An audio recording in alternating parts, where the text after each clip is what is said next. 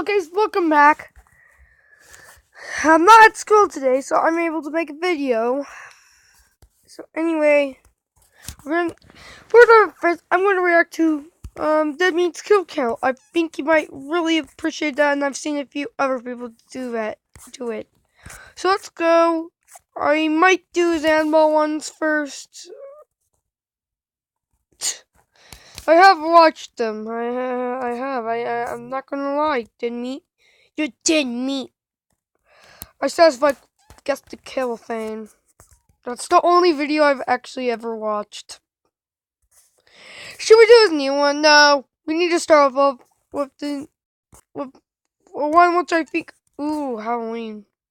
Sounds really original. What's your Jurassic Park? Yes, I did kind of lie. I'm just gonna watch the ones which I have not watched. The one which I have not watched.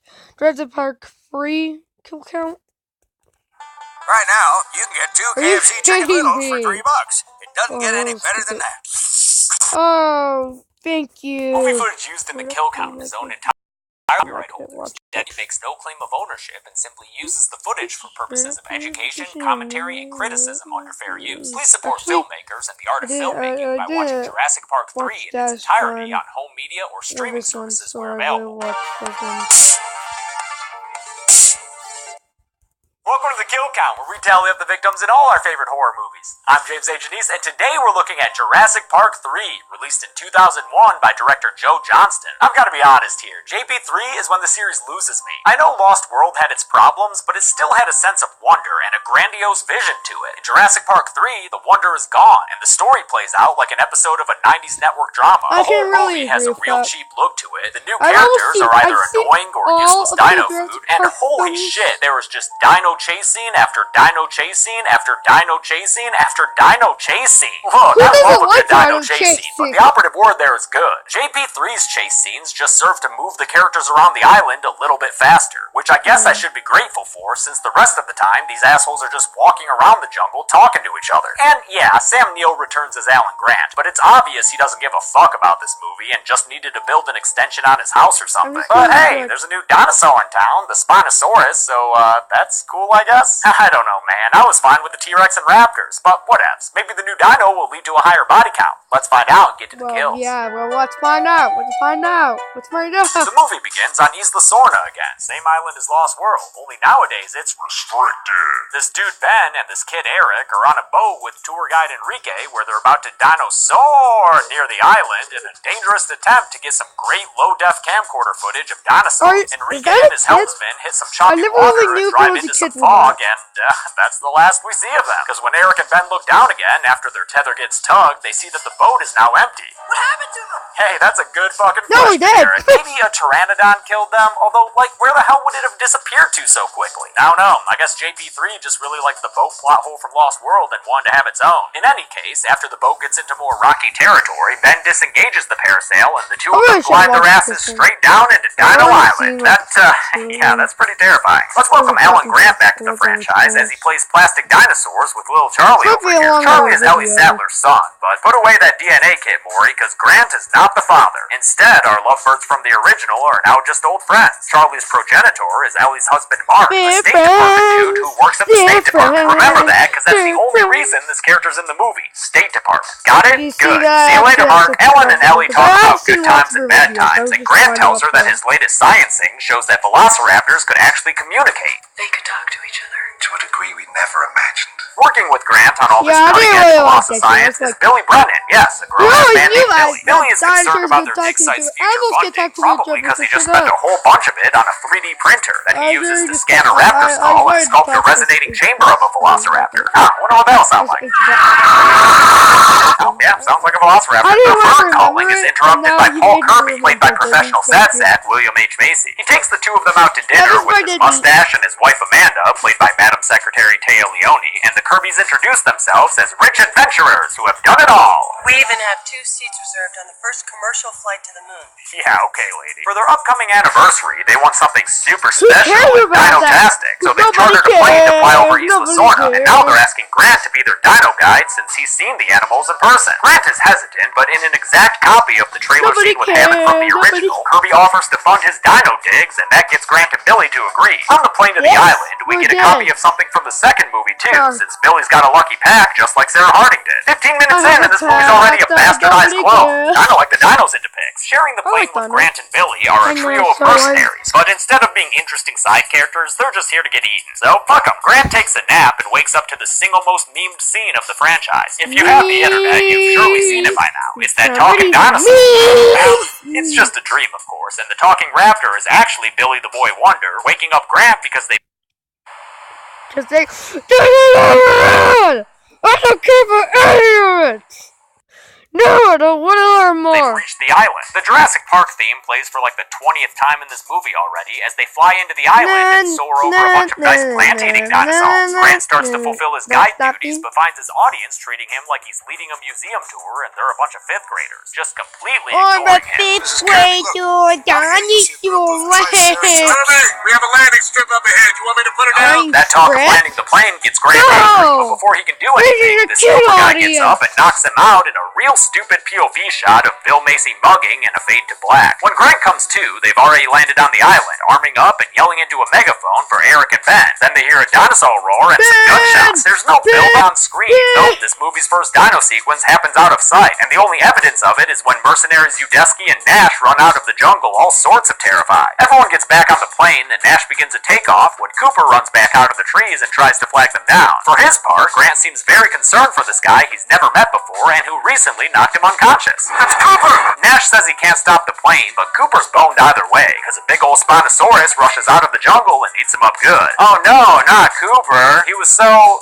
a guy. That's Cooper! The plane clips the dinosaur, and that sends it crash landing in the jungle in a very violent manner, but that's okay. Nobody appears to be injured in the least bit. Turns out the plane is still high up in the trees, the perfect height for the returning Spinosaurus, who proceeds to tear off the front of the plane. Or maybe it just falls off. I can't tell. This movie's cheap. The Spinosaurus then attacks them by sticking his big Spino face in the plane and grabbing Nash by the leg. He rips the mercenary out and drops him to the jungle floor, and kills him pretty quickly with a just off-screen head bite that probably took it clean off. The fuselage falls from the foliage and crashes into the ground, then gets kicked by the giant dinosaur and rolls until it hits a tree. Trees to these people? What the hell? The Spinosaurus messes with them a bunch and tears into the hull of the plane, but while it's busy fishing between the seats for those complimentary packs of peanuts, everyone makes a getaway. Now, you may be like, Spino what? Who the hell's this finback fucker? That's hashtag not my dinosaur. For everyone saying that, don't worry. In no time at all, the humans run into the classic T-Rex, and yet another dinosaur chase scene begins. Then we see what it's like when dinos collide, because the T-Rex and Spinosaurus get into a With the Tyrannosaurus Rex as the indisputable fan favorite, you might expect him to win the match easily, but JP3 is trying to put the Spinosaurus over, so the newcomer snaps into the Rex's neck and puts him down with a nasty snap, solidifying its role as the top heel in the film and roaring out a challenge. Come at me, motherfuckers! Spino's in the house! The Kirby's come clean to Grant and admit that they're a divorced couple who are looking for their son Eric, the kid from the parasailing incident in the beginning. The other guy who was with Eric was Ben Hildebrand, Amanda's current boyfriend. So what, that Eric kid went on a tropical vacation with just his mom's boyfriend? What the hell is going on here? Eric and Ben have been missing for 8 weeks, so Grant is like, dude, your son is dino done by now. I'm getting the hell out of here. As they all make their way through the jungle, more truth comes out about the Kirbys. They're not really adventurers, and because they ain't nobody rich. Old Kirby just owns a hardware store. cares. So that science money he promised Grant and Billy ain't ever gonna happen. Sorry, boys, but that's what you get for trusting the guy who looks like Bill Macy to be a billionaire. The group comes across the dinosaur parasail hanging from a tree and finds Ben and Eric's camcorder on the ground nearby. The tape inside shows the Kirbys the boat crash, as well as confirmation that Eric at least survived the parasail crash landing. Great for him, but when Grant and Billy go to get the parasail down, we find out that Ben wasn't so lucky, since his strung-up skeleton swings down and smacks Mrs. Kirby in the face. I knew you liked him on the thinner side, Amanda, but this guy needs to get more meat on them bones. Don't worry, though. Amanda tells Paul that she's too worried about their missing son to give a single rat's ass about her dead boyfriend. It's not Ben, Paul.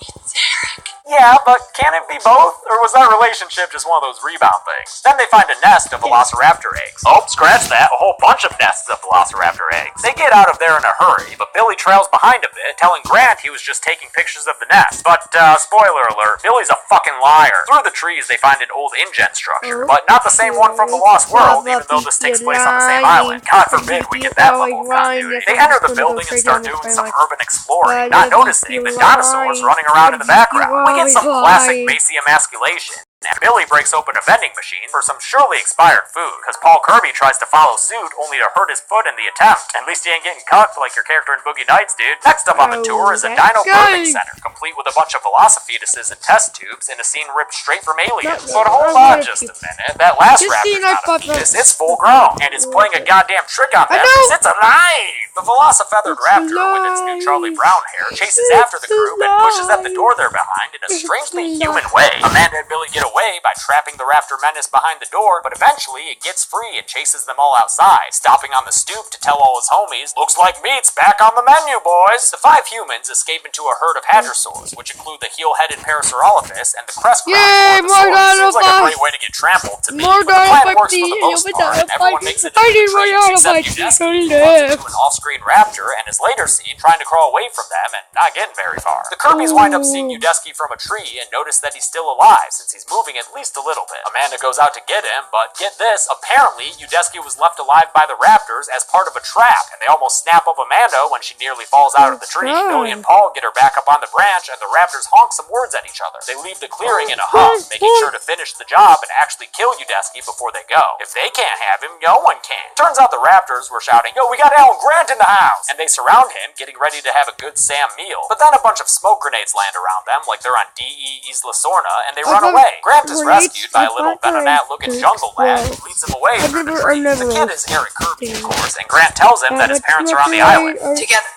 Together. Yeah, kid, your elaborate parent trap worked. Just kidding. Eric hasn't been parent trapping. He's been fucking surviving. Feasting on, what is that, dog food? And keeping smaller predators, like these cute little compies, away from the truck he's been living in by using T-Rex pee as a deterrent. How'd you get it? You don't want to know. Actually, yeah, I kinda do, kid, because it seems like something impossible to do. But fuck it, let's just have a pee joke, I guess. Who cares? While Grant gets to know their kid better, the Kirbys have a boring-ass scene where they talk about how different they are. You drive 5 miles under the speed limit, Paul, and I've totaled 3 cars in 3 years. Looks like their island time is bringing them back together, but honestly, who cares? These characters suck!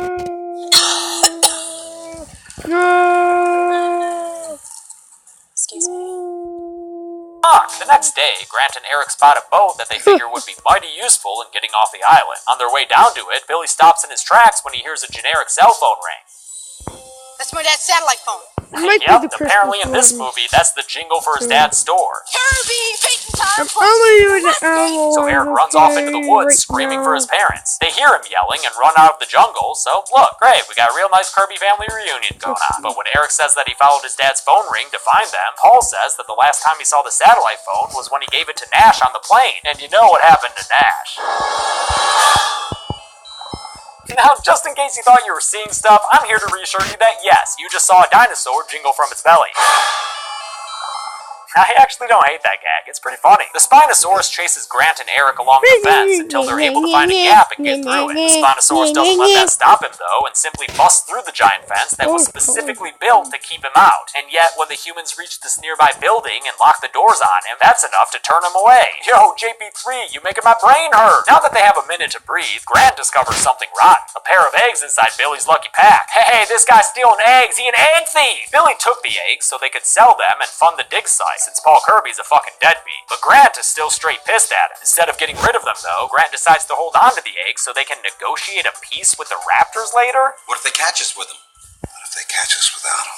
What? Is this like an in utero hostage situation now? They head down some stairs to get to the boat Grant and Eric saw, and we actually get a halfway decent sequence down here, because Grant realizes that they're inside a giant bird cage, and don't look now, but there's something in the mist, and that something is a pteranodon. Yeah, it ain't technically a dinosaur, but it's still pretty scary when it snatches Eric like a wig and flies away with him. It drops Eric off to be baby food for its tyrannokids, and the infant pterosaurs chase Eric across a bunch of rock spires, like he's in a level of Turok dinosaur hunter. Billy realizes he's got to redeem himself for being the ovary burglar, so he leaps off a platform and unfurls the dinosaur glider, then skillfully maneuvers that bad boy around until he's able to pick up Eric in an evac. A flock of pteranodons fly at them, and their glider gets grazed, so Billy has Eric drop down into the river that rides the rest of the down, letting him fall. Meanwhile, everyone else is getting attacked by that first pteranodon, I think, who winds up breaking all the platforms in the place and trapping itself underwater with a piece that breaks off. After Billy finally frees himself from the parasail harness, he's attacked by the pterosaurs in the water. Grant Grant watches helplessly as Billy floats down the river, getting pecked at by a pair of pteranodons. As a third one looks back like, yo, you want some of this too, bitch? Grant does not, so he leaves. The 4 remaining humans make it outside of the birdcage, leaving the pterosaurs behind. They finally get on that boat and ride it down the river, searching for the Colonel Kurtzosaurus. But instead, they find a bunch of herbivores in a repeat of the classic scene from the original movie. Epic music and all. Yeah, maybe quit reminding me of that vastly superior movie, JP3. You're making me want to turn this off and go watch it instead. Night comes and they hear the satellite phone ringing again, but it's not inside the Spinosaurus anymore. By now, it's been evacuated into one of these big steaming piles of shit. They find the phone, and Grant bravely puts it up to his ear, only to hear some kind of useless automated message. Then we get a totally wasted cameo by a Ceratosaurus, who comes by to take one sniff at them and then peace out. No point to it at all, except to make a shit joke, I guess. Piss and shit jokes, ladies and gents. That's Jurassic Park 3 for you. Later on, after it starts raining, Grant decides to use the satellite phone's last bit of battery supply to call Ellie for help, but little Charlie answers the phone instead, and Grant has to convince him to go find his mommy. While he does that, the movie references Spielberg's Jaws as the Spinosaurus re-enters the picture, rising up out of the water and sending all the humans inside the boat's safety cage. The Spinosaurus river attack is another really great sequence, helped by how good the dinosaur looks in the rain, but it's intercut with Charlie running around looking for his mom and getting distracted by Barney on the TV, so that kinda sucks. By the time he gets the phone to Ellie, the Spinosaurus is already bitten into a fuel tank and is pulling the safety cage off the boat. Grant is just barely able to get out that he needs help on Site B before they all go under the surface, and thankfully, that's enough for Ellie to understand. The cage sinks underwater, and Paul Kirby,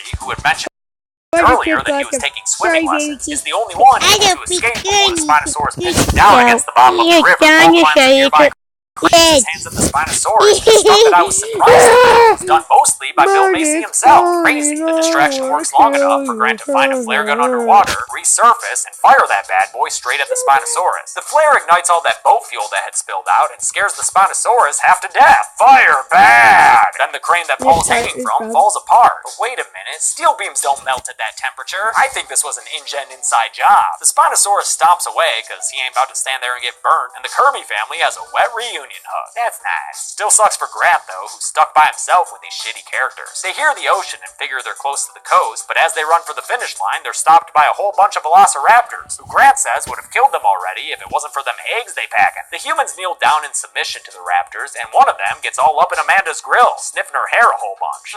What is that, girl? That herbal essence? Grant lets that awkward moment go on a beat too long, then takes out the eggs and hands them over to Amanda, who returns them to the raptors like, here's your unborn babies back. Then Grant takes out his raptor kazoo to have fun, and starts screaming into it, confusing the shit out of these raptors. No. Call for help. What the fuck? When did Grant learn how to speak raptor? I don't remember that being an option on those fuzzy tapes. The raptors probably didn't even understand Grant through that thick human accent of his. Instead, they're more interested in some distant helicopter sounds. They take off into the jungle, but not before grabbing the eggs back, leaving the humans behind to finish up this shitty movie. They all run out to the beach where there's a David Lynchian shot of a man in a suit standing there by himself. But turns out he's not alone. The Navy and the Marines show up to rescue Grant and the Kirby family. Remember how Ellie's husband works at the State Department? Yeah, it's cause we needed this to happen. Hope the Kirbys plan on paying back us taxpayers. In one more ridiculous coda, we find that Billy survived and is somehow already on the helicopter all bandaged and cared for, even though we heard these choppers landing just a few minutes ago. What the fuck ever. The movie ends with the Kirbys apparently getting back together, Grant putting his hat back on, and a close-up on a pteranodon as it flies through the sky. The least this movie could do is give us a solid body count, but don't get your hopes up. I'll show you why at the numbers. That sound good to you, buddy? Yeah, that sounds pretty great. Dude, you're a Carnotaurus. You're not even in this movie. Yeah, well, fuck you. Only 6 people died in Jurassic Park 3, even though they could have killed everyone but Grant and the kid, and I would have been fine with it. The victims, like all JPs so far, were exclusively male, but don't worry, the reign of King Blueberry is coming to an end soon. With a svelte runtime of 92 minutes, we had a kill on average every 15.3 minutes. I'll give the Golden Chainsaw for coolest kill to Udesky, because it's the most on screen. Real nice nasty neck snap there, courtesy of the Trapper Raptor. Dull Machete for lamest kill will go to Enrique and his helmsman, who were killed in the beginning by who the fuck knows. And Diamond Dino for coolest dinosaur sequence goes to the Spinosaurus attack on the river. It's the best any dinosaur ever looks in the movie, and it's got a nice little structure to it, complete with a climactic water on fire ending. So thanks for that, JP3. And that's it. Jurassic Park 3 came out in 2001, and after this, the franchise would lie dormant for over a dozen years. When it re-emerged in 2015, it was... Well, that's gonna be me reacting to it. Well, there's one more video, actually. Oh, we actually watched this one.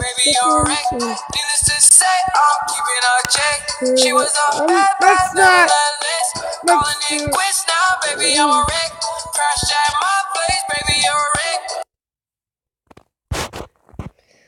I have seen aliens, so I know they're okay, right?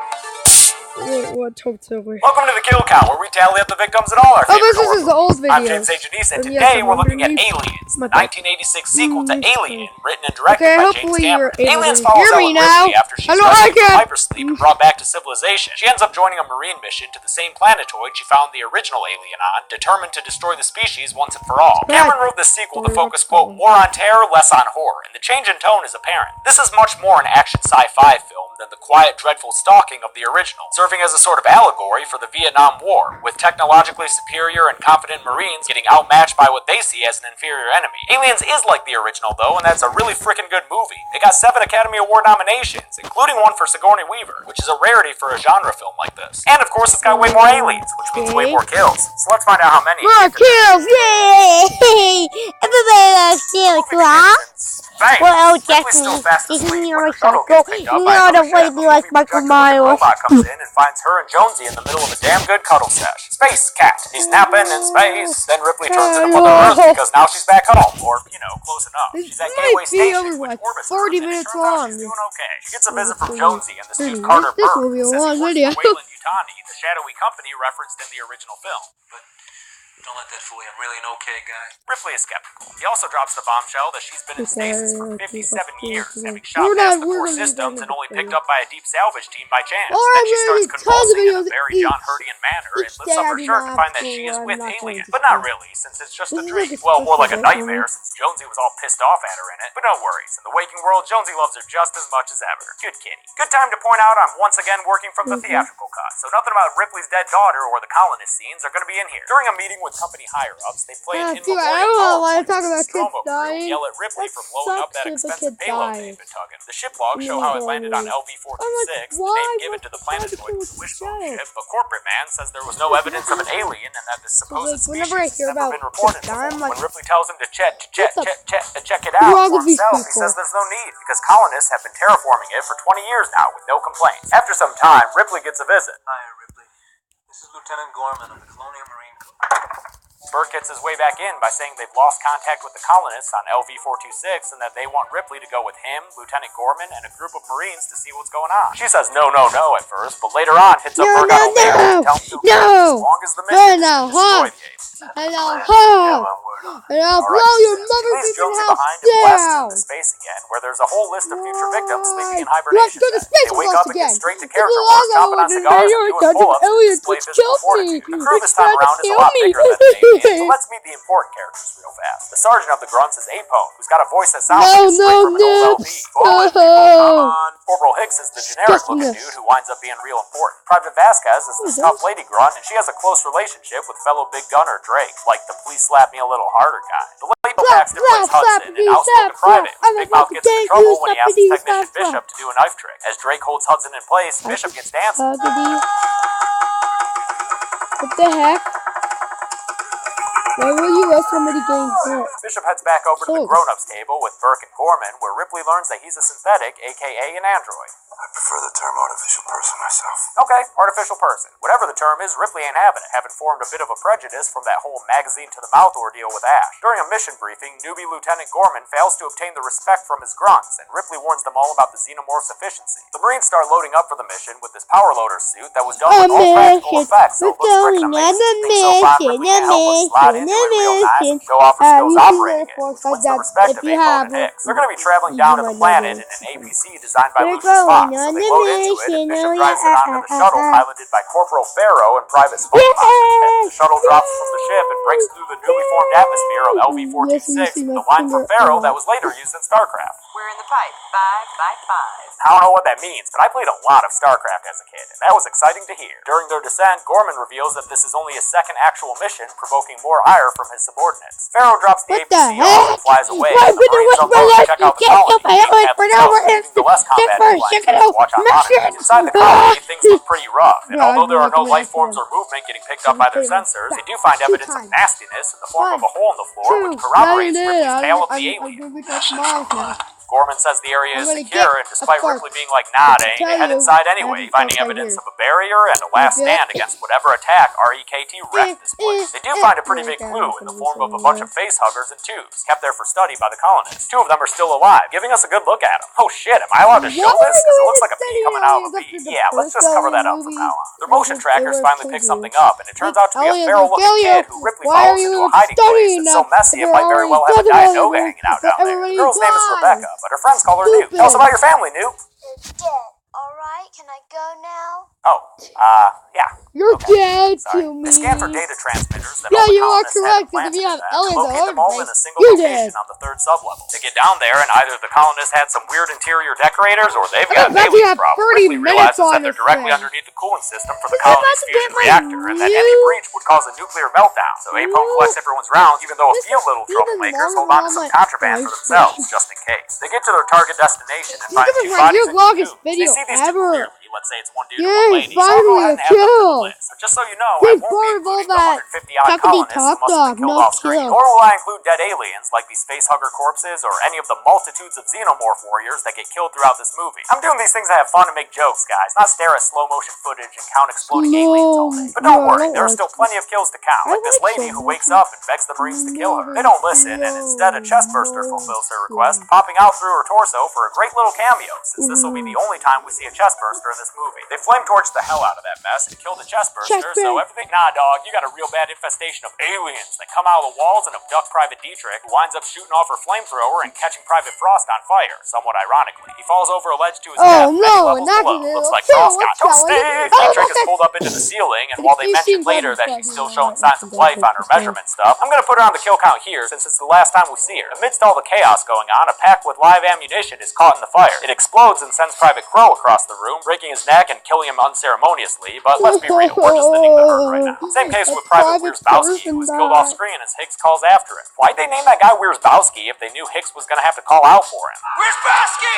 Wierzbowski! Doesn't quite roll off the tongue. Gorman tries to take control over the Marines and stop their firing, but it doesn't do any good. Even Apone has a hard time getting them under control, especially after an alien descends and grabs him. His monitor goes out, and I'm chalking him up on the list. But again, like Dietrich, it sounds like the alien saved him for later, and he likely wound up getting chest bursted. Frustrated with Gorman's ineptitude, Ripley takes the wheel, because apparently she's Batmobile certified. She breaks the walls down, Chris Jericho style, so the grunts can all get arrested. But on their way out, Vasquez shoots a xenomorph that explodes and sprays Drake with his acid flood, melting his face and putting him down for the 8th kill of the movie. Sad day for Vasquez. I really like their macho relationship that maybe was romantic, question mark. The remaining grunts get the heck out of there, and during Ripley's road rage, she ends up running over a xenomorph and crushing his head, which I only include here because it's dope as hell. Now that they're safe, Bill Paxton feels free to let loose with his character acting. Lord Jesus, this ain't happening, man. This can't be happening, man. This isn't happening. Ripley says she wants to take off and nuke the planet. It's the only way to be sure. Burke is an outstanding capitalist and doesn't want to destroy all the valuable equipment. He points out Corporal Hicks is now in charge since the higher ranking officers are all alien food, and he's more than happy to go with Ripley's plan. It's the only way to be sure. They call Pharaoh and ask for an evac. Yeah, it was so my Prepare to longest take off. He videos. finds some goop on the ramp, and I ain't talking about beauty products by Gwyneth Paltrow. This is the last shot we see of Spunky, so I'll add him to the list right now, because in a second, Pharaoh's going to call for him on the radio and get no response. The Corporal doesn't Pharaoh much better, because on her way to the evac point, a xenomorph just waltzes into the room, and before she can grab a weapon to do anything about it, he kills her. And if it's one stereotype we all know is true, it's that xenomorphs are lousy pilots, as evidenced when the shuttle crashes and burns, which pretty much takes away any hope from the survivors. That's it, man.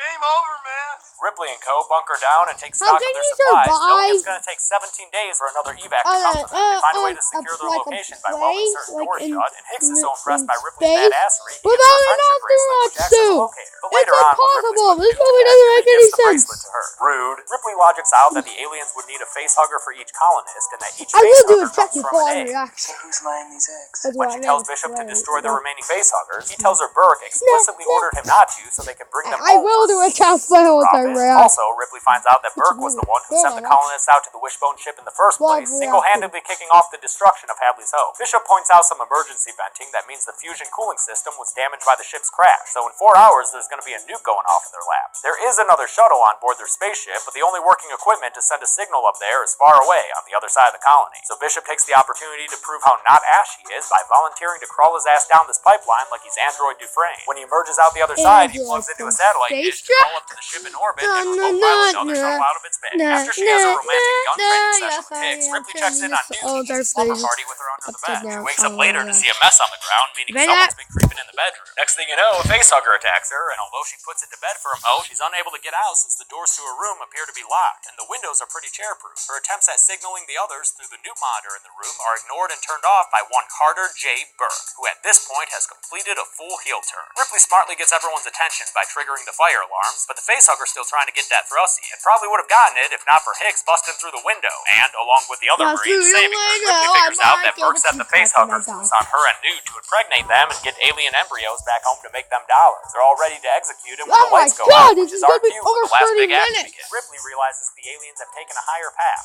Yeah, that's gonna be a problem. The aliens drop down and there's a huge firefight, which of course Burke runs from, locking the door behind him. Check out his channel if you're interested in aliens before one pops up from the floor and drags him down, pulling him away completely to kill him off screen and render the Marines at least 50% quiet. Game over, man. While he's doing his coward's retreat, Burke opens another door to find a badass Xeno Mamma Jamma who bares his teeth and eats him off screen. Pretty disappointing. I think everyone wanted to watch this guy suffer. Newt has the Marines go through the air ducts to escape, but the Xenomorphs follow, and even though Vasquez is able to take a punch down with their badassery and firepower, an acid blast critically slows her down. Gorman goes out to save her, but when he runs out of ammo, there's only one thing left to do. The Marines bond over a game of upper hand on Gorman's grenade and set off an explosion that instantly kills the two of them together, as well as a couple Xenomorphs. The blast knocks Newt down this windmill thing, and she winds up sliding down a little Newt chute, far from safe hands. Hicks is like, good thing you regifted my friendship bracelet, because now they can use it to locate her. They find her under a floor grate, but before they can saw through it to rescue her from what surely must be some nasty, stinky water, an alien rises up from it and abducts Newt, leaving nothing behind but the head of her little doll. No! Jeez, Ripley, it's just a doll. Calm down. On their way out, Hicks shoots one more alien in the face and suffers from the resulting acid blast. This pretty much sad that which is a bit of a bummer, but what are you going to do with a chest full of acid? Bishop lands the new shuttle, and the three of them get aboard, then Ripley makes the android pilot it back to the colony. She can arm herself up with a duct tape and go save Newt. She takes an elevator down to sub-level 2, and I just want to point out that the lift automatically goes back up behind her. It'll help things make sense later. She eventually finds the friendship bracelet, sans one Newt, and thinks the worst has happened. But Newt's just chilling in a resin hammock. No worries, she's also getting a graphic sex ed experience when she watches an egg hatch and sees a nasty little facehugger start climbing out. She screams, which Ripley hears, and follows to her cocoon, tearing away the webbing and saving that little girl from the horrors of an alien education. On their way out, they find themselves smack dab in the middle of an alien's maternity ward. There's a bunch of eggs all around them, apparently each one deposited by this nasty-looking egg sac thing, and at the end of that egg sac is Big Mama Xenomorph, the queen bitch herself. The sight of her puts Ripley's heart in the basement. Her weekend's at an all-time low. Warrior Xenomorphs start approaching, so Ripley shows the queen what her flamethrower can do and points it threateningly at her eggs. The queen understands and somehow signals to the other aliens to back the fuck off. Ripley starts to retreat, but when she sees another egg hatch, she says fuck it and starts torching everything in sight, which really upsets the queen. So much so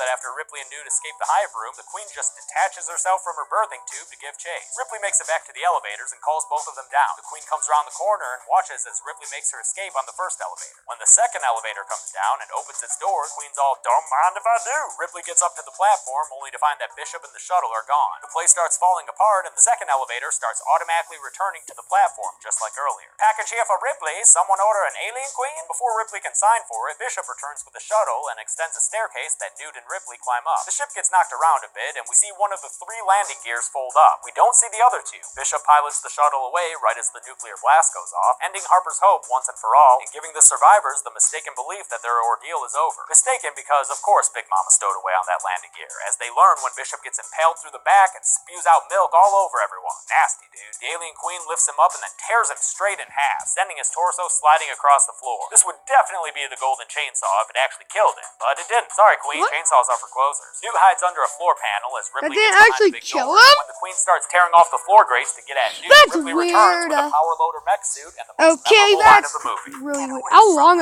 They have a pretty kick-ass fight that involves a lot of mechanized grappling and royal tail whipping, and Queen Alien almost gets Ripley with her second mouth. But eventually, Ripley is able to open the pod bay doors, and drop the queen right down into it. Too bad the Q latches onto her and drags her down too. Ripley starts escaping and opens the door into space, which creates a vacuum that starts sucking everything out. Newt, half a bishop, the mech suit, everything must go! The alien queen tries to grab onto Ripley's kicks, but Ripley was done with that pair anyway. So off comes the shoe, and out goes the alien queen, getting sucked into outer space just like the alien drone did in the original. Bishop saves Newt from a similar fate, and Ripley closes the pod bay doors hell so the three of them can lie there in victory. Bishop is bagged like dry cleaning, and he and Hicks are put under in the stasis beds. After one last sweet little goodnight, Ripley and Newt join them as well. Best not sleep on this kill count though, because this sequel more than doubled the kills of the original. How many exactly? Let's find out and get to the numbers. But this might be one of my only dead meat videos I've By my done. count, 15 humans died in Aliens. 10 of them were male and 5 were female, meaning there was a 2-to-1 ratio of dudes to ladies dying. With the theatrical cut's runtime of 137 minutes, that comes out to a kill on average every 9.13 minutes. I'll give the golden chainsaw for coolest kill to the lady colonist they found still alive. Most of these kills are quick and dark or off screen, so I'ma just fall back on the old chest-bursting classic. Dull machete goes to Burke, hands down. All I wanted was to see this guy have a gnarly death, and goddamn did they disappoint. And that's it. Released in 1986, 7 years after the original, Aliens is sometimes considered the 35 minutes long. Yes, this is getting way too long. Now we're done. Anyway, bye everybody. Bye.